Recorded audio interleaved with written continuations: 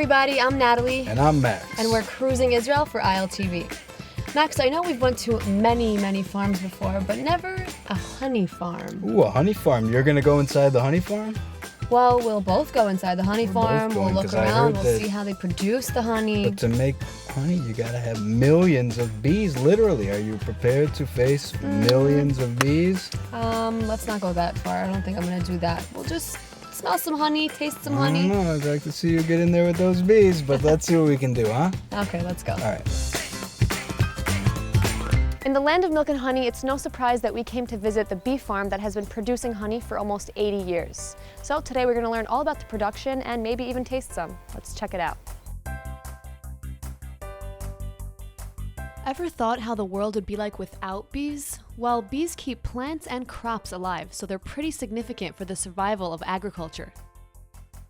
One of the reasons that we have started our visitor center is because the importance of bees and because the importance to educate children and families about what bees give us. Most people think that bees give us honey, but the fact is that bees are most important because of their pollination. Bees pollinate the flowers. Third of everything we eat is thanks to the honeybees. Unfortunately, bees are under a dangerous threat and are decreasing in number. Their decline is attributed to a variety of factors, including pesticides, urbanization, and the spreading of diseases. It's really important for everyone to understand how important bees are and to do whatever they can in order to protect them. We're now surrounded by millions of bees, but that's no big deal because Boaz here is a fourth-generation professional beekeeper. True. And we are protected by this mesh of the bees observatory. Yeah. So no reason to worry. So tell us about this collection of hives that you have here. We have in Dvorat HaTavor the largest active hive collection in Israel. Wow. Which means we have not only the commercial Langstroth hives that everyone knows, the square white boxes, but also different kinds of hives from different locations in the world and from different periods, from biblical times and up to the latest plastic-made hives. And I see they're all made of different materials, tree bark, wood, straw. Yeah, mud. Wow.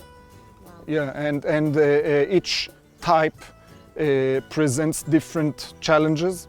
And they all produce the same amount of honey, just No, maybe at a different no. time? So how does it Only work? the commercial boxes produce honey that we harvest. Okay. All the rest of the hives are here for learning and for experiments with different working methods. One of the problems is that primitive hives don't produce kosher honey. Really? Because What makes in it kosher? ancient times, one of the methods of extracting honey was to take physically the honeycomb, crush it, and strain the honey. So you will have parts of insects in that honey, which by definition, since it's unpure, makes the honey unpure. So anyone know how bees' honey could be considered kosher if bees are non-kosher insects? Well, bees do not secrete the honey from their bodies, rather they just convert the collected nectar. But we'll get into the whole honey production process a little later. So not only bees, but I see you also have an area for chickens, turkey, what's this about? This is actually a poultry sanctuary. Sanctuary? Yeah, people are buying cute, cuddly chicks, and they end up growing two loud chickens, and then they don't know what to do with them, so they bring them here and they live the rest of their lives here.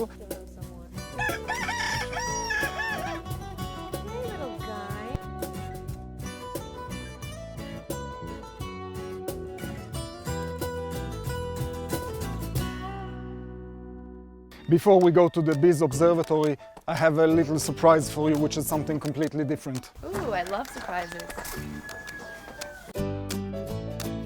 This is not the surprise I was expecting at all. I've never held one caterpillar, let alone, what do we have here? 15? About 20. About 20, yeah. Silk caterpillars. Okay.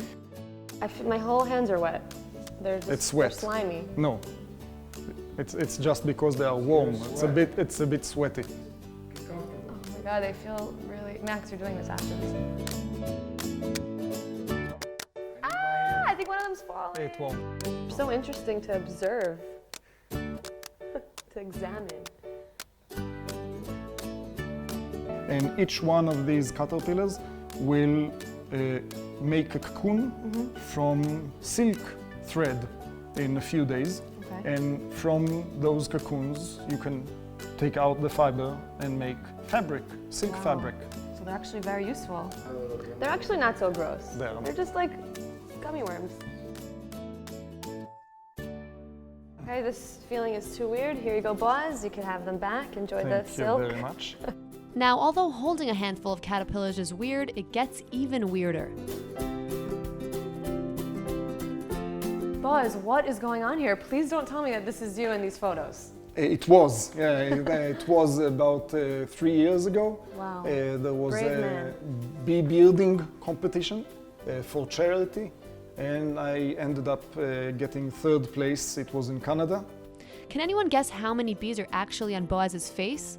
Just a few thousand, right? 24,000 somewhat bees on me, Wow. and only 18 stung.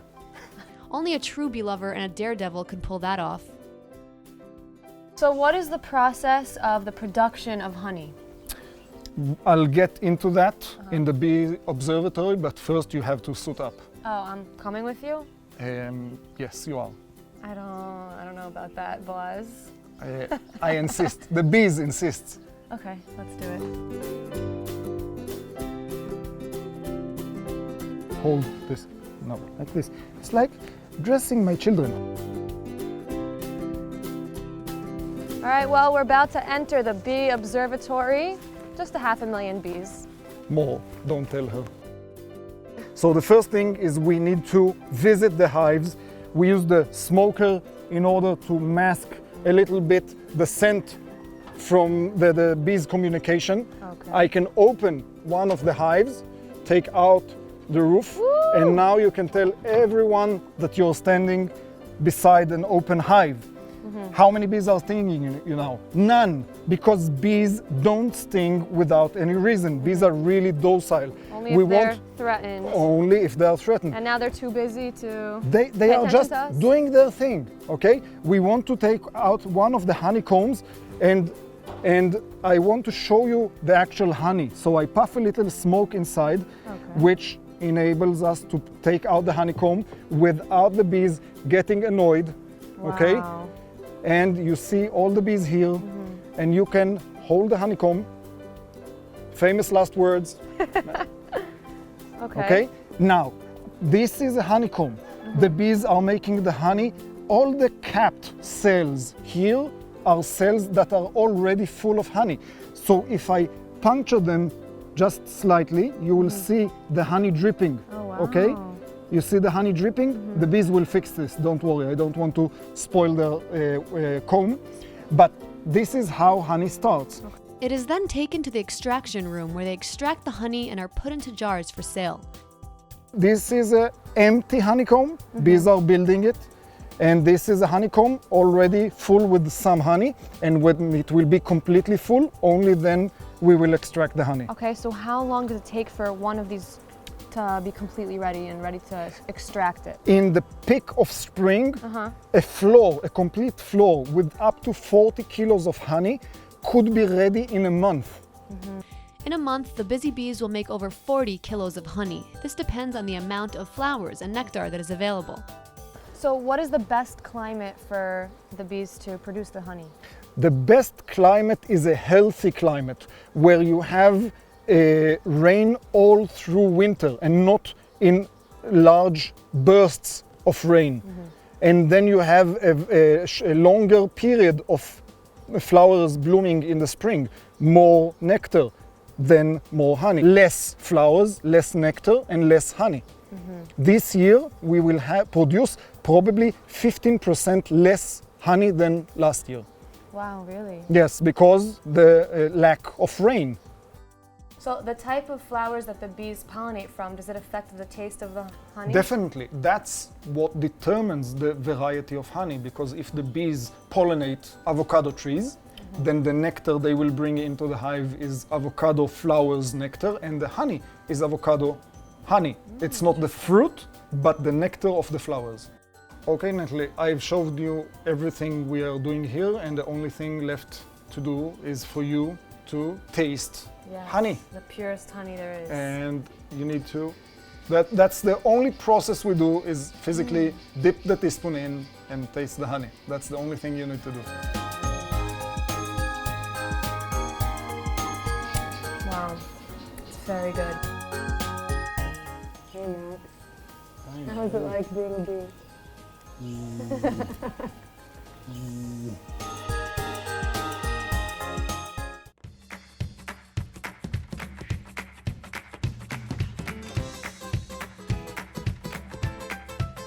How about some real food? That also sounds great. What do you got in mind, Natalie? Well, here in Tel Aviv, there's a really beautiful hotel called Mendeli Street Hotel, and they have in the lobby a delicious restaurant. How about we go try it? Sounds great. Let's do it.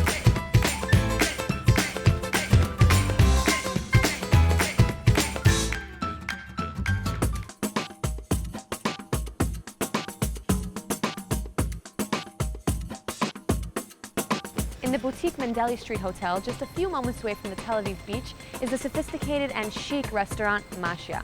The skilled chef takes traditional Moroccan flavors and gives it a modern twist. The Moroccan kitchen is all about its aromatic spices, and Israelis can't get enough of it. Restaurant Masha's innovative dishes is coupled with its beautiful presentation, even when it comes to the most simple of dishes. This is for you. This is a waffle of ground cacao beans and the coriander seeds. And inside it's a cream of yogurt. Is this a real tree bark? Yeah, Oh my god, no, I haven't seen that before. nice. Give it a try. The large wave of Moroccan Jews immigrating to Israel brought about a huge influence on Israeli cuisine. I think that what makes it different is we take food, an old style food from Morocco, and we interpreted it to modern terms in the means of plating, in the means of techniques of cooking. The restaurant's head chef reinvented the flavors of his own childhood and all the secrets of the Moroccan kitchen that was taught to him by his grandparents. Masha is more kind of a traditional cooking, but in my way, so it's not traditional as you say. In Masha we use a lot of spices, fresh herbs. We change the menu once in a month because all the season is changed. It's kind of gourmet food, but with a lot of spices and smell. Yossi's passion for food and creativity is reflected in each and every dish. But not only at Masha, Yossi also carefully constructed the menu at his second gourmet landmark in Tel Aviv, called the Kitchen Market. Where did the name Masha come from? Well, Masha is basically the red net that keeps the nutmeg alive. And in the Moroccan kitchen, it's a very traditional spice which you add to soups and to stews and stuff like that. And we use it a lot in our kitchen. So it's called Masha. That's the name of the restaurant. Well, I certainly love the interior design here. It's modern, contemporary. Yes. It kind of makes you, this wall over here covered in greenery, kind of makes you feel like we're not in the city. Yes. It's like we're part of nature. The dishes served at Masha is flavored to perfection, so I wonder what kind of food we'll be enjoying today. We serve here Me'orav Yerushalmi. It's a Jerusalem mix. We use a lot of kind of a chicken mix inside, but we serve it definitely different because we cook it the same like in Jerusalem, but we serve it with a powder of tahini and pickled lemon and yogurt also inside. So it's very delicious, but it's kind of street food in Jerusalem. We very like it, but we serve it different. From street food to gourmet, let's see how that's done. Okay, here we have pickled eggplant. It's going good with the fried chicken. Here we have, first of all, the tahini that we made it instead of water, we mix it with yogurt, so it's more acid a little bit. And we cover it with a powder of tahini that we made here. Tahini powder. No, I It's very delicious. haven't seen that before either. And here we have pickled lemon coulis. So it's a really Israeli typical food, pickled lemon coulis. And here we have amba. So it's a sauce that's made from mango, mango and a lot of spices inside. I know amba has a very distinct, strong flavor. It's kind of Stays with you. Indian style of food.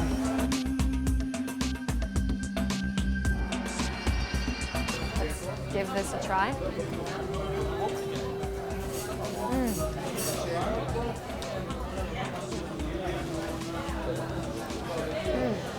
Wow, this is absolutely amazing. I could definitely see why this is an Israeli favorite. And the tahini powder just melts in your mouth and definitely leaves you with great tahini flavor. This is packed with flavor. The combination of the amba, which is that mango sauce, and the lemon sauce leaves you with a great taste in your mouth.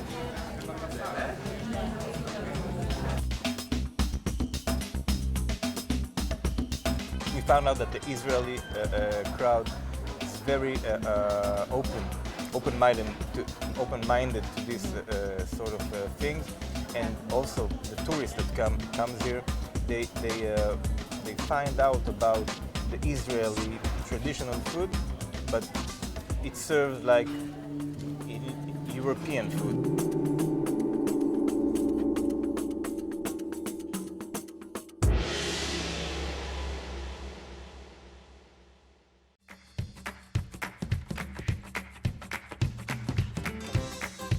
Wow, Natalie, you're like a kid always playing with that phone all the time. Max, I can't live without it. What could I do? You know, you see the parents, they give a kid their phone so the kid can keep himself amused, but what did they do before all this technology? It's crazy. That's true, Max. What did our parents play with? What did our grandparents play with? I don't know, probably models of things, boats, toy cars. You know what? phones. I actually know a place here in Tel Aviv where he collects all these antique toys, so we could actually go find that out right now. Right here in Israel. Right here in Tel Aviv. Wow, cool. Let's check it out. Let's go, Max. Meet Jeffrey, Tel Aviv's most renowned toy collector whose prime criteria is authenticity and quality. His gallery features toys dating back to the mid-19th to 20th century and are brought from all over the world. So this is what children used to play with? Absolutely. This toy is over 115 years old. Why don't we wind him up and see what he's made of? Yeah, why not? Wow, look at him go. People from all over the world share this hobby of antique toy collecting with items ranging from $100 to $100,000. Where this passion of collecting toys, where did it come from? The And passion, the passion started when I was a little boy. It started 6-7 years, when I was 6-7 years of age. When I was bar mitzvahed, I used most of my bar mitzvah money to buy old toys that I saw in an old junk shop, and that just, you know, I was bitten by the bug, and it's been part of my DNA ever since. Do you still have these toys? No, I don't. First one you ever collected? No, I don't. I swapped it for something much better years and years ago. When Jeffrey's passion began to grow, he opened up his very own antique toy gallery in Los Angeles at the young age of 19. The golden rule is originality and condition. A toy has to be in original, good condition for it to be a good investment and increase in value. So do any of the toys behind us or around the store represent different time periods? Well, they represent a period, what I class as the golden age of toys, from 1850 through to 1950. Since we are in Israel, the first question on my mind is what did the Israeli children play with during the early stages of the country? A company based on a kibbutz in the north of Israel produced Gamda toys for the home market. Now, the castings and the tooling for these toys were sent from Jewish toy manufacturers in England to help kickstart the fledgling Israeli toy industry. At that time, the small factory on the kibbutz manufactured various models of cars and trucks. They were designed on the basis of the vehicles which were then in use, such as the Tnuva dairy product vehicle. One is a milk tanker, one is a delivery van, and this delivery van is quite special. It still contains the original box, one side written in English, the other side in Hebrew. Toys with the original box are much more valuable and sought after. Behind us, you'll see a selection of early automatons. These are little novelty wind-up toys that were produced to animate and amuse, and in some cases educate children, like the flour miller running up and down the pole of his windmill with a sack of flour on his head, the tumbling clown automaton made by Lehmann in Germany, 1904. These toys here were made around from 1902 through to 1912. The gallery showcases a wide selection of automaton toys ranging from the simplest ones to the more complex. They were designed to animate, to stimulate children. Like this toy, for example. Allow me to demonstrate how a 115-year-old automaton would work. This automaton workshop is something rather special. Made in Nuremberg, Germany, this is modelled on a small engineering workshop, made out of tin, all hand-painted. It appeared in their 1902-1903 trade catalogue. The toy workshop is one of the only surviving examples in the world. This toy would have operated by a stationary steam engine that would have connected to this flywheel here that would enable each of the three workmen in this workshop to perform their respective functions. Well, not only a toy collector, but I see you're an author as well. You wrote your own book? Yes, absolutely. 30 years ago I wrote a book which was to become the definitive guide on collecting antique toys, the world of antique toys. Does this happen to be you? Oh dear, yes, that's me 30 years ago. Wow. Well, I like to think that I've... Looking better with age. Thank you very much. The book is actually split up into various chapters from early American toys, European toys, German toys. This book was presented to the Congressional Library in Washington in 1989 and is the only book on antique toys. Do you have any toys that hold significance to you? Well, significance as in personal connection. Yes, I've got a few toys that I feel quite connected to. I would love to see it. Well, let me show you. This is Gebruder Bing, a Jewish-owned toy company from 1908, a double-decker bus, and this is one of the very first tin toys that I bought in the late 1970s. The condition is not too bad, but the important thing, it is original and complete. And you know, I've seen the value of this increase tremendously from the $600–700 I paid for it in the late 70s to a value now of over $5,000. So this toy was hanging on your shelf when you were a boy? Teen? Well, when I was a teenager, yes. I was more interested in models with 4 wheels than models with 2 legs.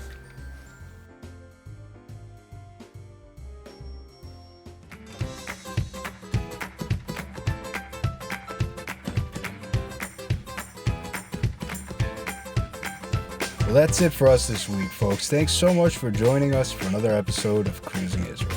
And don't forget to catch us next time as we cruise the country and show you the best Israel has to offer. Bye. Bye.